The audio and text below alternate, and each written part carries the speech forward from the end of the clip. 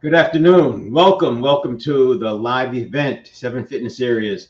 Today I'll be talking about self-coaching using the 7 Fitness Areas framework. 7 Fitness Areas framework is something I put together to give people access to the powerful habit change capability that we have with neuroplasticity.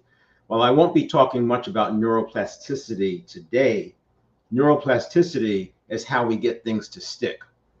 But in order to get to that point of neuroplasticity, sometimes we have to break some habits that are in the way. And I don't want to say break habits, I'll say replace the habits. You want to replace the habits with a different response. So we'll be talking about the various techniques or practices that I use on a regular basis, why they work.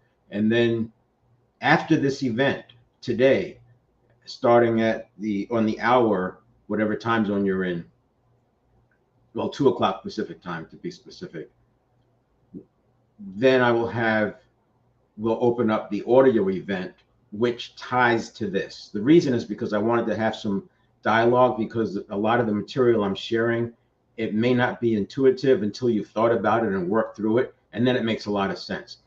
We're not talking about mental health today at all. This has nothing to do with mental health. It has to do with dealing with the day-to-day anxiety that comes in a VUCA environment: volatility, uncertainty, complexity, and ambiguity.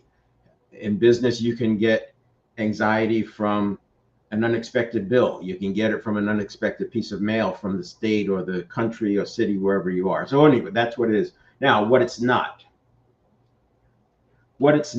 is it's no mystical mumbo jumbo. This is not law of attraction. Law of attraction was created in the late 1800s. So it's been repurposed and popularized and talked about differently, and it got new life with quantum physics and all. But basically, law of attraction is from the late 1800s. I did use some of these principles. I've been reading these books since the 70s, and I did use some of the principles that are there because they work. It's just that in the 1800s, they didn't have the brain scan capability that we do today to be able to see exactly what's going on in the brain. So again, it's not any mystical mumbo jumbo. I think it's different than anything you've seen, at least parts of it. And I think within 30 minutes, you'll see at least two things, well, at least one thing, maybe two, that create a dramatic shift. And I'm going to say this now. For some people who hear this dramatic shift that I'm talking about, some of them just reject it right out. It's just, no, there's no way. That's crazy. Or they shut down. Same thing. Another group will work feverishly to make it connect to something that they've already known. This is like confirmation bias, almost like cognitive bias is coming into play, because they know that what they know is true, and now they're hearing this and it sounds right, and they're trying to make it fit, and they're making things up. That's the second group. And then the third group just blanks out. And it's actually the third group that the audio event is going to be really good for, because that group that blanks out, in my opinion, is a cognitive dissonance happens because they realize there's two things that exist. There's the thing that they believed most of their adult life, and then there's this thing I'm telling them which seems plausible and it doesn't work, and there's a cognitive dissonance that happens. That cognitive dissonance is actually present when neuroplasticity is going on. So a lot of times if you just get away from something, for me, because I'm constantly pushing on the outer limit, for me, I know when that cognitive dissonance hits, I'm about to have a breakthrough. You can't have a breakthrough without having a break with the past. And that break with the past creates that cognitive dissonance. And I know that just going to bed, not right away, it doesn't have to be, but I know that when I go to sleep, my neuroplasticity kicks in a little bit more because you're not getting any cues. The brain is able to do its thing. You're getting rest. Neuroplasticity requires some rest. You wake up, you hold brand new outlook. And I've gotten so used to it that I can spot it coming in. And that's what we'll talk about. What I wanted was a way to reset the conditioning without hours of meditation. Now, nothing against meditation. I think meditation is really powerful. I first learned meditation in the martial arts as a teenager and did not like it because the focus was on perfect meditation and your mind is racing and all that. I like what Emily Fletcher says about it. She says the objective of meditation is not to get good at meditating. The objective is to get good at life. So when you look at it from that standpoint, meditating, there's so many benefits to it. I would never take anything away from it. However, some people are in such a stress response, they're so deep into that fight or flight, freeze or faint, and they can't even think about meditating, let alone do it. So for that group, we have to have some way to get them there. I didn't want to rely on the woo-woo gap. This was an important stake in the ground for me because, and I'll go back. There's a book by Wayne Dyer I read. It's called You'll See It When You Believe It. It was a great book. Lots of good stuff in there. Now Wayne Dyer, a lot of his material goes along with the law of attraction, but again, this was in the 1800s, and all of these books from that New Thought era, they essentially say the same thing because the philosophers were finding out, they were studying the same kind of information. But anyway, there's a part in the book that I remember, this is 30, 40 years ago I read this book, and I still remember it. And he was having an interview with Deepak Chopra, and he said, they talked about, I think it was Deepak, he said, when you're on purpose, you can manifest anything you want. He said, if you want an ice cream cone, just want the ice cream cone, and the ice cream cone shows up. And I took it literally. I said, no, come on, man. And that was that woo-woo, right? That's an example of that woo-woo. So now you do have, probably everyone listening to this or watching this video has experienced visualization working. It's very easy to get to a place. Hold on a second.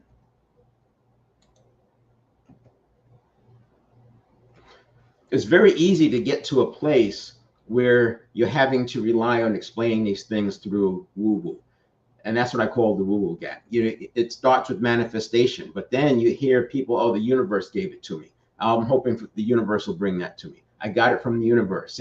And I'm not knocking them for saying that, but what I needed with the 7 fitness areas was something that was sustainable and reliable and worked. I tried enough things that didn't work every time, and that causes that problem. And it seems like they would fail when I needed it most. So I wanted something that did not rely on the woo-woo gap. And then also, I needed to help those people who have a fear of getting emotionally hijacked. Some people have trouble getting across that upper line. They've got an upper barrier. Now, there's all kinds of things that keep us from rising above that line. And for some people, it's this idea of they don't want to fall from that high. It's like fear of success. They stepped too far. They went a bridge too far, so to speak, before, and it was a catastrophic failure. And they never ever want to risk going a bridge too far again. So they take baby steps, and that's this belief that this anxiety spiral is just around the corner. I'm saying it in different ways. You'll have to fix it up and make it make sense to you. But hopefully I'm talking about things that people have already experienced. And then I also wanted to get away from this belief, because when you start talking about, oh, you have to believe it harder, you didn't believe enough, that's back into the woo-woo gap. People can't understand that. So I didn't want to have this requirement that you just have to believe it. If you believe it with enough emotion, everything on here, well, emotion is a powerful empowerment catalyst. There is a spiritual realm. I believe that the spiritual area is vast and undefined. Undefinable is not definable. You have your clues, and then you have the physical, and this woo-woo gap that I was talking about. You could be walking around the wide woo-woo gap, but I'm telling you that 9/10 of most people's woo-woo gap is only 1/10 of that. 9/10 of it is physiological, can be explained with physiological, can be explained with neurobiology. So in other words, let me say it again. If your woo gap is this wide, I would say that 9/10 of that I can explain with neurobiology and physiology and things that are related to that. Quantum physics will come into play as well. And by the way, having a viewpoint of quantum physics versus Newtonian physics, everything being atoms, it helps to make sense of this. So the 7 fitness areas here's what I came up with. It was, you see I have do have on the bottom. Mental, physical, spiritual, and it's in order. It's in the order that I have for a reason. I spent about 4 years working through this, experimenting, working it out with people, going back to the drawing board, doing some more research. And this is where I came out. Mental, physical, spiritual, emotional. These are the 4 that are in our control. We dictate what we do. This is no one. I don't need anybody else for me to have a thought. I don't need anyone else to do something on the physical side. Spiritual, and I don't mean the spiritual realm here. I'm talking about our higher self. I'm talking about our relationship with whatever that spiritual realm is for you. We're not getting into religion. It doesn't matter what you believe. This is very contained in what you can do with mental, physical, spiritual. And then emotional is very important. Now, while the first three are probably critical, the emotional has the biggest risk, is the area with the biggest risk because it can knock you off course. The emotional, I call it the gateway to the right side. The right side being the health, wealth, love, and happiness, right? Relationships, professional, financial. Again, it's in order. The emotional part can be an empowerment catalyst and it can be a huge resistance factor. We've all seen people being triggered. And when they're triggered, they do not have access to their full capabilities. We've also seen people do things way above their level. You see this happen in sports when they get emotionally charged. It's that right balance, and they're playing out of themselves. We used to say they're playing way over their head, but they're winning, right? And it's like everybody's like tiptoeing around because they don't want to trigger this thing. Well, what I wanted to do when I came up with this was to find out what does it mean to trigger that thing, and how do we maintain that state? How do we keep it there? And how do we take it out of the woo-woo and out of the chance and out of the undefinable and make it real for us by what we do in the mental, physical, spiritual, and emotional. And then relationships, professional, and financial. When I'm working with the client, the way this works is that we'll do laps around this section here. We'll do laps until we can get to the point where we're ready to go over here. Now, what'll happen, because they don't come to me to say, hey, I want to learn, how to better control my habits. They come because they have an objective, and that objective requires them to be a different person. So in becoming that different person, there's reasons why they haven't become that person before. There's risks, there's threats, there's scary stuff, and then there's opportunities that they don't want to give up. Avoid gain a benefit or avoid a loss. It's the same thing. At the extreme, that becomes fear and greed. And that's what shows up, and that's what keeps people from getting here, because as you get close to that and you get excited, excitement can have the same signature as anxiety. And what will often happen is that they start getting anxious thoughts, even though they should be happy. They get anxious thoughts, and that triggers more anxious thoughts. And next thing you know, they're thinking about, oh, I'm jinxing it. That's, I think, where that term probably came from, because people start talking about it in an excited way. Next thing you know, they're not jinxing it. What's happened is you've brought in some other anxious thoughts, and now you've gotten tight. Because you've gotten tight, in sports, they would say that you choke. So the emotional gateway is very, very important. It's important to be able to infuse yourself with positive emotion. And it's also important to be able to turn around the negative emotion. We're not talking about suppressing. Very, very important to not be suppressing. Because when you suppress negative emotions, you also limit your ability to experience the positive emotions. So the 7 fitness areas, every area has, at least in the first 4, I don't spend a lot of time talking about the relationship, professional, and financial in this kind of a venue, because it's more about designing it. We're designing a life and then living that life. And so we're starting with a blank slate. Sure, there are principles out there, and there's some great books I'll recommend on relationship, professional, and financial. And we'll bring in some principles, because you want to do things based on principle. And in the beginning, that's what we use. We use principles. They don't have the habit patterns. They don't have the tapes to hang that stuff on. So we use principles, and then we build out that plan. So it's like starting with an on-ramp, and then that on-ramp leads to the big highway, to the vision, to the life design that you want. So each of the areas, each of the 4 areas has roughly well over a dozen resistance factors. And then for the resistance factors, I have what I call empowerment catalysts that overcomes them. And we're all different. We're all the same, but we're also all different, depending on how you look at it. And so I bring in the empowerment catalyst based on whatever that resistance the person is going through.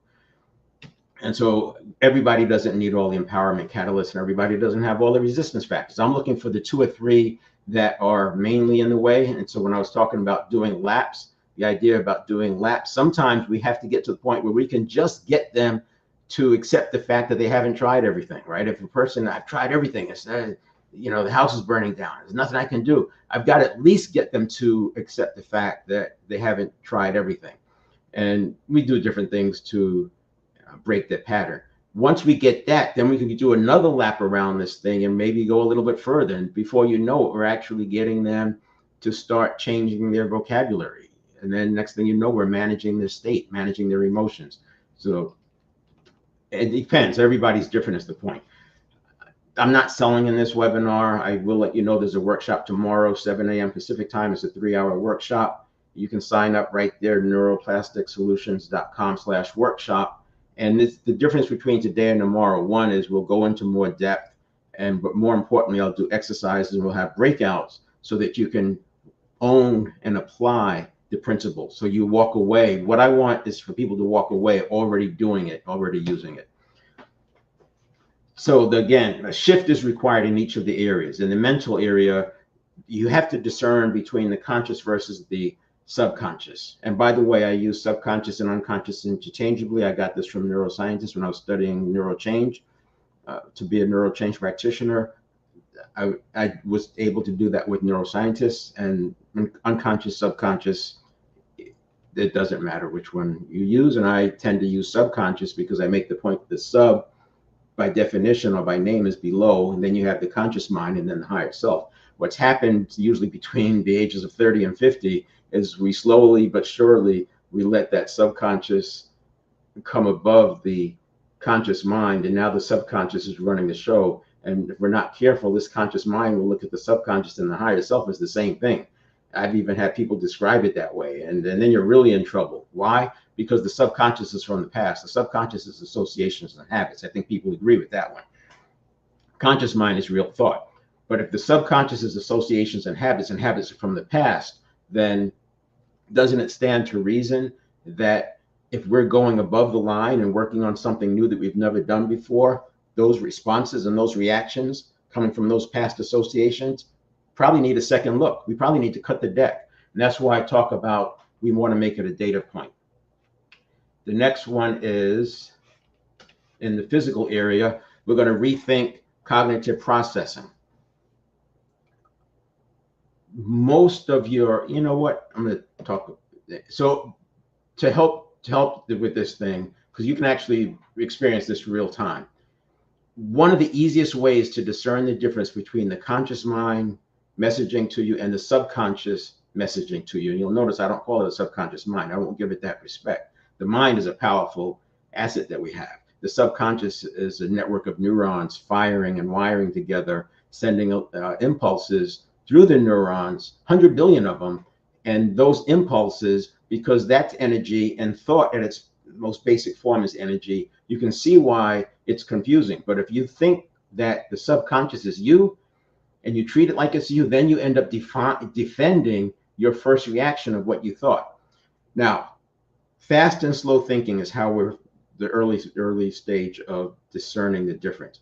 Fast thinking is coming from the subconscious. It's not thinking at all. It's associations. It's like your life flashing before your eyes when you fall off of some tall object.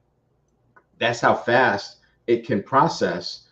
It gives you an idea of how fast it can process, but that's the past, and it's super fast. So about a quarter of a second, the subconscious is already reacting. It takes another quarter of a second, so a total half second for the conscious mind to come on board. And so you can discern just by how fast things are coming. And already, as we're talking about this, and I start talking about the subconscious is not a mind, some of you may have already had an experience of, huh, what? No, wait, that's the unconscious. And one of the challenges in this work is that the subconscious is the gatekeeper, and we're telling the subconscious that it's not all that. And so this is why you run into some, I'm laughing because I'm thinking about some of the conversations I've had with people around this topic. So fast is subconscious, slow is conscious. That's a good start. Rethink cognitive processing. Spilling the beans here in this slide too. The majority of your cognitive processing in general, again, I'm not talking about mental health.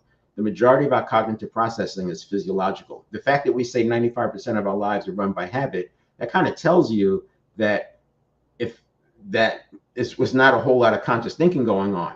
And if you make the next step that says habit is really associations from the past, which makes sense, right? Stimulus response is an association. If you make that next step, then you have to say associations are probably coming from the subconscious. Well, if you look at all the attributes of the subconscious, all the things that are known in the textbooks, and then you look at all the attributes and what's known about the 100 billion neurons, the network of neurons of 100 billion of them interacting with other neurons, you'll have to say these two things are the same. Therefore, the subconscious must be the network of neurons. That's the second time some people may have had that. What? No, come on, get out of here. Because we called it a subconscious mind and an unconscious mind forever. Hundreds of years, it's been a mind. All the books say it's a mind. And who's going to unwind that? That's the issue. So for me, I'm not a scientist. My job is working with business people to get better results. I don't have to live into the paradigm or the curbs that have been put out there for psychologists, etc., that calls this thing a subconscious mind. I'm not going to call it a subconscious mind because it's not. The mind is very different. The mind regulates the flow of energy. If a person dies, their mind is gone, the spirit is gone, the soul is gone. What's here on earth is the neurons in the brain. If the subconscious is the neurons, then that's body. It's not mind. That's the way I'm going to look at it. I'm not asking you to adopt that, but I would say for the next 40 minutes or 35 minutes or so, suspend judgment and then see where you land. The next one is the interaction with the higher self. I've already talked about that. The spill the beans on this one is consciousness, which is what we're talking about, that small slice of higher self, that's our way of interacting with the spiritual realm, whatever that is for you. Consciousness cannot be defined. And I say it cannot be defined because there's a lot of definitions and they don't agree. Same with the mind. They say the mind is the brain at work. That's not how I would look at it. The mind is actually directing the brain. And you can look this stuff up. Don't take my word for it. Do your own research, come up with your own hypothesis and try to debunk what I'm saying and do it from a top-down standpoint. But the interaction with the higher self, I define consciousness. I don't define consciousness. I explain consciousness by saying it's awareness of awareness. So you all are aware that you're watching a video about this topic of the subconscious, and it's kind of strange. And now we're talking about awareness. And you're also aware that you're having that awareness about a conversation about awareness. See, we can be aware that we are aware that we are aware that we're aware. So now, if you think about it from a habit change standpoint, we've all lived that, where we're doing something and we're saying, I know I shouldn't be doing that, but I'm doing it. And the problem with that statement is that those two are equal. I should not be doing it, but I am still doing it. What I would argue is that the awareness is the mind, is you, your highest self, and the thing that's making you want to keep doing it, that's the subconscious, that's the habit patterns. That's what we've got to break. If you do something as simple as get up and take a walk, and you can even play a game with yourself and say, if I still want to scroll on social media, if I still want to eat that chocolate candy that I'm not supposed to eat, after I take the walk, I'll eat it. I'll give myself that permission to eat it. The reason why we play that little game is because the subconscious is already off and running, and it's firing off those patterns, and the habit sometimes is hard to stop. And it's designed to make you stay alive. The purpose was to stay alive long enough to procreate. So it's very, very powerful. It will overpower your willpower. But if you break the pattern and you get a whole different set of neurons firing, it's not even important. That chocolate candy, no, I don't even want that anymore, because now this other thing is more exciting. And then the emotional area, maintaining a growth mindset.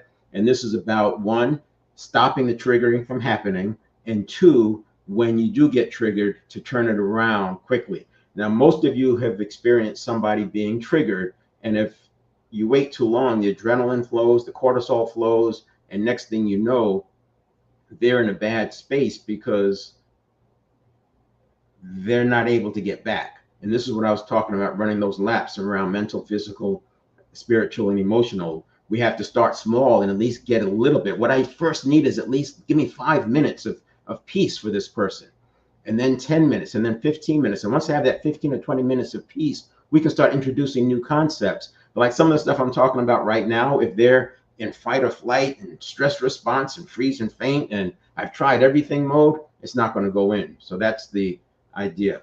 And so we'll talk about that now. And the way we do it is by retraining the unconscious. See, the subconscious is so fast that you can't do it with thought. That's what most of us have been trying to do, trying to break our habits with thought. But it's so fast that by the time it's happening, it's already too late. It has the jump on you. David Goggins says the body has the tactical advantage over the mind. And he's absolutely right. The body, which is where the nervous system in the brain, so we got 100 billion neurons, 86 billion in the brain and 14 billion throughout the body.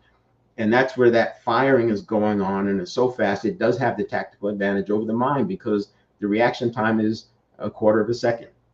So I'm going to blow through the next few slides because we're actually already covering this.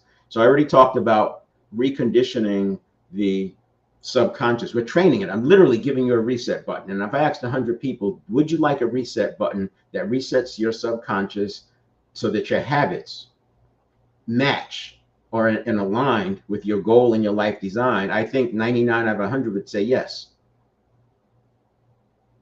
But then when I look at people who actually want to do the inner work, it's not that they don't want to do work, because these are hardworking people. It's that they've given up. They've assumed that it's not available for them. And that's why I'm doing the audio event after this. They've assumed it's not available to them. They've tried everything and nothing has worked. But what's interesting is I bet if you go back and look at some of the things you've tried, it probably works as good as a placebo does, right? A placebo. And there are some medications, some prescription medications in the US that they don't even give the medication. They give the placebo because it works. And it's working 30% of the time. And I bet if you look at some of your practices, whether it's visualization or affirmations, it may reach that 30% level. So it's not that it doesn't work, but what I have with the 7 Fitness series is higher than that, because my standard was that it needed to be reliable. And I need something above 80% for it to be reliable. Now, pulling it all together, 7 fitness areas. So we talk about this is like the 95% that we're running our lives. And I call it's like being in the matrix, right? You take that red pill and then you can get across here. And this is where that cognitive dissonance happens. And this cognitive dissonance can happen for weeks. I say it takes 3 to 6 months to cross this barrier because of all the cognitive dissonance. And I'll talk about it in a future slide. And then the next problem is all this is possibility. See, even though this was 95% by habit, it's the known, and we're comfortable with it. And it makes it easy for us to get up and face that lion and tiger every day. But when you get up in here, in this area, and the subconscious is threatened by the unfamiliar, it gets scary. So that has to be addressed. And I've had people get up here and then they talk themselves into dropping. They just can't handle it. It's like there's so much stress because they're waiting for the other shoe to drop. And that's why, again, we have to do the laps. But sometimes you have to push against that to find out where the weakness is. We don't know where the weakness is going to come from. And that's why this takes 3 to 6 months sometimes to get across the barrier. I don't know where their triggers are going to be. So this is, I covered this, the conscious mind thinking processes at 50 bits per second, reaction time of 500 milliseconds, so a half a second. To put that in perspective, a cat has a reaction time of about 50 to 80 milliseconds. So 1/5 of our conscious mind. By the time we're even thinking that it's a thing, the cat's already jumped out of the way. The subconscious is closer to the cat. It's 250 milliseconds. So the subconscious has a reaction time of about a quarter of a second. Dogs have a reaction time, which is the subconscious, of about equivalent, because it's nervous systems like muscle memory, but muscle memory is really nervous system memory, because the memory is not in the muscle, it's in the neurons that are firing. And when they're wrapped with myelin, they fire faster, more accurately, more consistently. And that's where your nervous system memory comes from. And that's where you're able to do that same action with the muscles, even under stress. Now, you see the speed there, 11 million bits per second. And that's why the subconscious is so fast. I mentioned watching your life flash before your eyes. That's gives you an idea of how fast that processing is, which is why that initial triggering can happen so fast before you even think about it, which is why we go back in the emotional area and we train the subconscious to actually process differently, because the subconscious has been programmed by ourselves to look for risks and threats and danger. And because of that bias, it takes things that are neutral and looks at the worst case scenario. So you can have the exact thing that you want, and immediately the subconscious is looking at the yeah, but, and then finding out the difficulty. So we've got to stop that. Now, it doesn't mean we're going to stop the bad information or the risks and threats from coming through. You'll have that. But what's going to happen is you won't be triggered by things that are benign. So this is what the normal process looks like for stimulus response. You have a stimulus, and this is consistent with what he talks about in Atomic Habits, James Clear. He talks about the cue. He calls it the cue. So you got the stimulus, And then you have a reaction time, as I said, about a quarter of a second. Now this gets down to about 150 milliseconds. So around the speed of dogs when you, for athletes who are training, especially Formula One athletes who have to do those stimulus response drills where they're constantly going faster and faster and faster. But any athlete who's doing a lot of reacting, they're going to be faster, closer to 150 milliseconds. So that's the typical stimulus response. But what's going on is, you see on my graphic here, it's actually a reaction. So you have stimulus, reaction, response. But we've allowed our reaction to become the response. And that response then becomes to decide, act, speak, fight or flight, freeze or withdraw. And by doing it this way, we then defend whatever this decision is. So we make a decision here, and then we defend it because we think of this as coming from ourselves.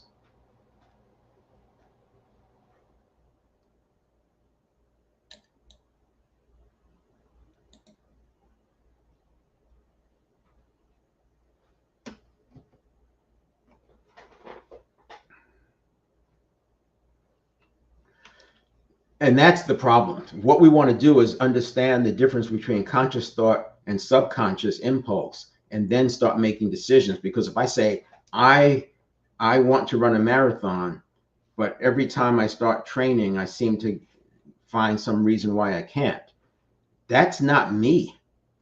The I is the person who wants to run the marathon. This other thing is some conditioning from the past, some other associations, some habits that are creeping in. And it's very important. And what's nice about working with the client, once we get this language, I can then say, that doesn't sound like your conscious thinking. It sounds more like your subconscious. That's coming from the subconscious. What's driving that? And they instantly know. And then they're able to decide. And so we do this over and over and over, and it gets easier and easier and easier. And then they're doing it themselves, and then they're catching themselves. And then they get to the point where they're above the line.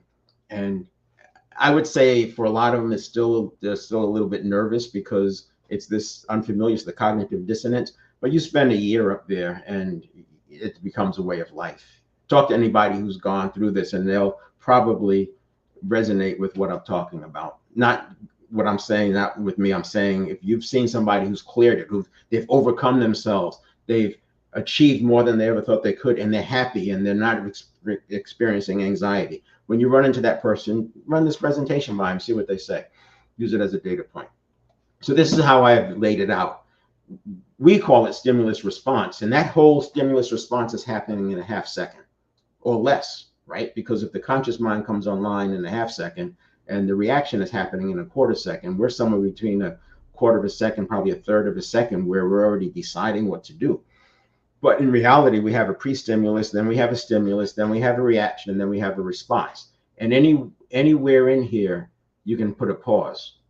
And not only can you put a pause, and here's what I do recommend, especially if you're staying in operations, you just want to have a happy life just as you are, you don't want to change anything. This is not the conversation, right? It doesn't matter. This is not mental health. We're not trying to fix anybody. But if you want to do something that's never been done before, or that you've never done before, or that's out of your reach, then we need to change this reaction. And instead of making it the way of the world or the model of the world, this is just a data point. It's just a data point that your now response, your conscious mind comes online to say, what do I want to do, think, or say about this particular data point?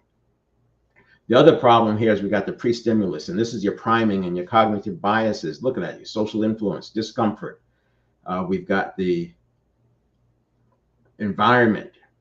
And notice how many of these are physiological in nature. So priming is powerful.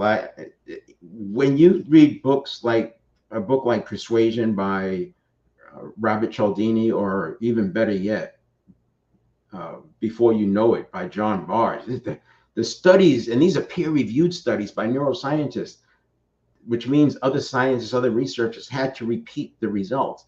It's bizarre how easily we're primed. It is bizarre.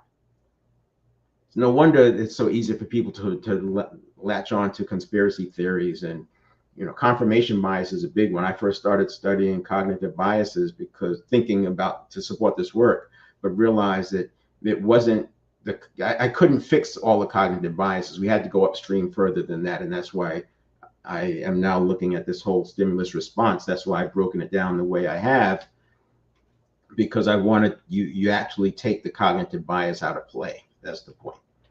All right, now the mental area. So there's three human needs that when met create intrinsic motivation, pleasure from the activity itself, which is intrinsic motivation. A lot of people say intrinsic motivation or motivation from inside. Yes, that's true, but it's motivation from inside because I enjoy doing the activity. So if the motorcyclist, we don't need a destination, a reason to go somewhere. Any destination is good enough, right? Because we enjoy riding. The riding is entertainment enough that it doesn't matter where we're going. We enjoy it. Now, I don't want to get too far, but I would say if you're a leader or even in sales, look up self-determination theory and start paying attention to what you're doing that impacts the autonomy, competence, and relatedness of the people around you. Physical, some cognitive processing is physiological. I already mentioned this 100 billion neurons firing where each neuron interacts with up to 10,000 or more other neurons. The neurons get wrapped with myelin, as you'll read about in Grit by Angela Duckworth and Talent Code by Dan Coyle. And as they get wrapped with more myelin, they fire faster and more accurately. And that's what makes habits so hard to break. But what's interesting is the synapses, the neurotransmitter between the neurons, that self-eliminates with lack of use. So if you stop doing this habit and you start doing this habit over here, that neurotransmitter goes away. This is the joke, dopamine and serotonin. Think about that. And that goes between these neurons, and now you have a new habit forming. And it's easier to replace a habit by doing something differently rather than worrying about breaking habit. And once you get this distinction between the conscious and the subconscious, you realize what you're doing is training your subconscious. It's not about overpowering it with willpower or thought. Fast and slow thinking, I already talked about that. The fast thinking is not thinking at all, it's associations. Slow thinking is the conscious mind working. The objective is to, one, know the difference, and then we do those laps because a future objective is to be able to have the conscious mind govern the subconscious. And then we use the higher self to help us do the reprogramming. So in the workshop tomorrow, we'll actually do that, where we reprogram the subconscious. Once you do it a few times on small things, you can apply it to larger and larger things. The reason why we can't just jump out and start on larger things is because you don't know where that anxiety is going to come from. You got 100 billion neurons interacting with each other. It's like mobs, like a mob mentality. You don't know what's going to set them off until you set them off. And it's a learning, it's trial and error, literally trial and error. So now we've got the cognitive. I put this up there because look, again, just to make the point that all of this is most of this is physiological, right? And then we're going to go to reframing. Most of you have heard about reframing. There's two types: contextual reframe versus meaning reframe. And reframing does work. This is after the stimulus reaction, though, right? Then the person is already thinking about it, and you come in and you reframe it for them, and then they relax. It works on the milder things, but if somebody's like triggered and fight and flight and their adrenaline is flowing, it's kind of hard for reframing to work because they won't even listen to you. It's like, how do you reframe for somebody who thinks they're drowning? And when somebody needs psychological air, to me, it's just like drowning. If you have a person who needs psychological air, which is, their autonomy's been hit, their competence has been hit, their relatedness has been hit, and they just think that, it's the end of the world for them, very, very difficult to talk about reframing. Same with transformational vocabulary, which is another empowerment catalyst, if you will. But that comes after. And this is what I needed. I needed something that comes before. So we want to have the after stuff works 100%, not 100% of the time. If the reaction is mild enough, if the triggering and the anxiety and the emotional charge is low enough, then the reframing works, the transformational vocabulary works. And what I needed to do was, one, keep those charges low, and then when the charges do get high, have a quick way of reversing it before it gets too late. I still think even if you are well steeped in this work, you can still get triggered beyond what's capable, and you might need a few minutes. It may not be seconds, but generally speaking, it's seconds, because you already know it's coming from the subconscious and just that awareness. As a matter of fact, what's cool about it is when you get far enough along, changing habits is as simple as becoming aware that I don't want to do that anymore. And the conscious mind has such a relationship with the subconscious that it's done. It's already done because we've taken the subconscious out of this superior position. If you want to take a screenshot of that, if you haven't heard of reframing before, you use it, and a screenshot of that. meaning, reframe. So the first one is contextual, this is meaning. And then back to, so when you get into the subconscious, think about in the context of the five senses, because that's the physical. And then we have the spiritual. I talked about the higher self, awareness of awareness, collapsing the woo-woo gap, and honoring the powerful present moment. That's important. The powerful present moment is your consciousness is pure. It should always be pure, right? And then the thought, you want your thought pure. You don't want to be thinking about anxiety over the future or regrets of the past. You want to have this clear. And this is why people say you can't create great plans from a place of scarcity, because if you're already stressed out, if you're in fight or flight, you're not going to be able to come up with your best work there. So you have to have that present moment has to be pure. And then the other one is mind. You want the mind functioning and operating. You don't want it distracted. They call it, talk about mindfulness. And you can meditate. And one of the benefits of meditating is that it's faster to get to a mindfulness state. The more it's almost like if you meditate, it's easy to get mindful. I'm going to make this up, for 5 minutes after the meditation session, but you meditate a little bit longer, more days and more weeks. And now you can hold it for an hour. Eventually you can hold that mindfulness, ease into mindfulness all the way around to the next meditation session. So like I said, there's a lot of benefits with meditation, but it's not required to start the journey. And then I already commented, use the higher self to retrain your subconscious and put the automaticity. See, we were going to put the automaticity to work for you. We've all seen the automaticity of the subconscious. Now we're going to put the automaticity to work for us.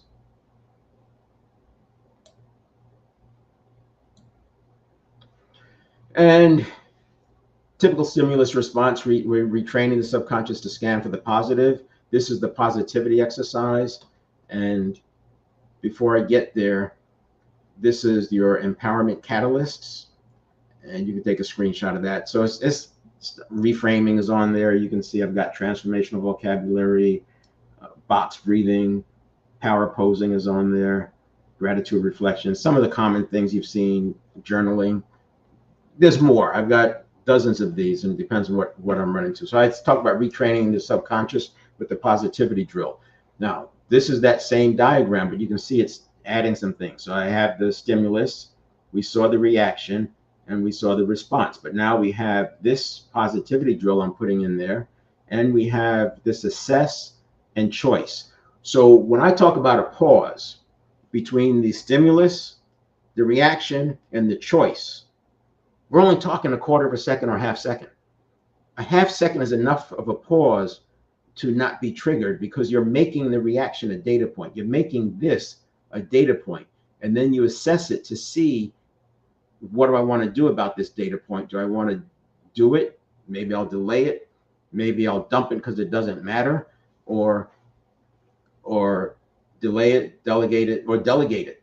I'll give it to somebody else, another team, or I'll handle it at another time in a meeting, whatever.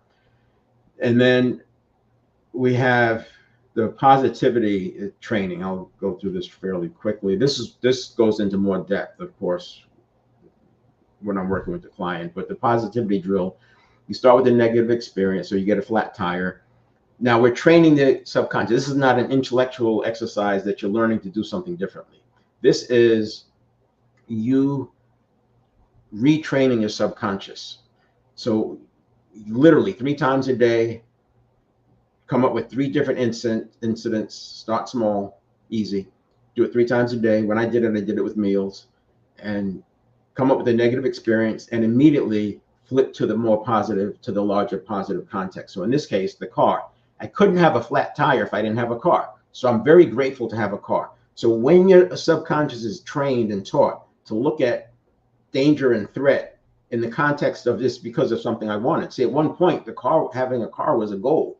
Now I've reached the goal, but it comes along with some things like putting gas in it and getting flat tires. It's not reframing. It's not positive mental attitude. It's not willpower. It's not suppression. You're literally spending time retraining your subconscious to have a negative thought, flip to the more positive one. And so now you have step 1, think of a bad experience. Step 2, quickly switch to the larger positive context. Step 3, let that bad experience fall fade into the presence of the larger positive context. And so this part here happens if you're doing, let's say you're doing 30 seconds, this part here is in 5 seconds, and then you're basking in it for 25 seconds. So in a minute and a half, 2-3 minutes, you can have this exercise done. And then, like I said, 3 times, right? 3 different incidents, and they'll get faster and faster. And then also practice it during real life to get used to it. And there's the summary. You can screenshot that. Just go through those steps. You can literally do this 3 times a day. In 6 weeks, you'll see your life will be on a different trajectory. Why? Because we've done this. We put in a positivity step. So now instead of getting 70% of my stimuli coming in as negative, only 30% are coming in, and I have more capacity to make those assessments. And then the emotional part. In her book, Joan Rosenberg talks about all the negative emotions can be distilled to these 8. And the reason why to come to these 8 is because if you don't label it, you run the risk of everything just being anxiety, and then everything is just bad. And this is where people say there's nothing good. By labeling it, you can now do something about it. See, you do something different between sadness or shame or helplessness or anger. But if it's all anxiety, all you do is fight, flight, freeze, or faint. So the exercise is this. This is what we're going to put in here. So this was the prevention. We have positivity as prevention. And now we're going to put in a new habit on the emotional side. So when you do get triggered, you can turn it around quickly. So you want to locate that emotion. Where is it? Where do I feel it? And this gets you to acknowledge it. You're starting to think about it. You're accepting it. You're not suppressing it. You're curious about it. And then you label it. Give it one of these 8. And, I'm going to trust Joan Rosenberg. Why do I need to come up with more? Which one of the 8? And then what's the lesson from it? So locate L, label L, learn. And this happens in seconds. And the basis of this is that emotions were never meant to be dwelled upon or harbored.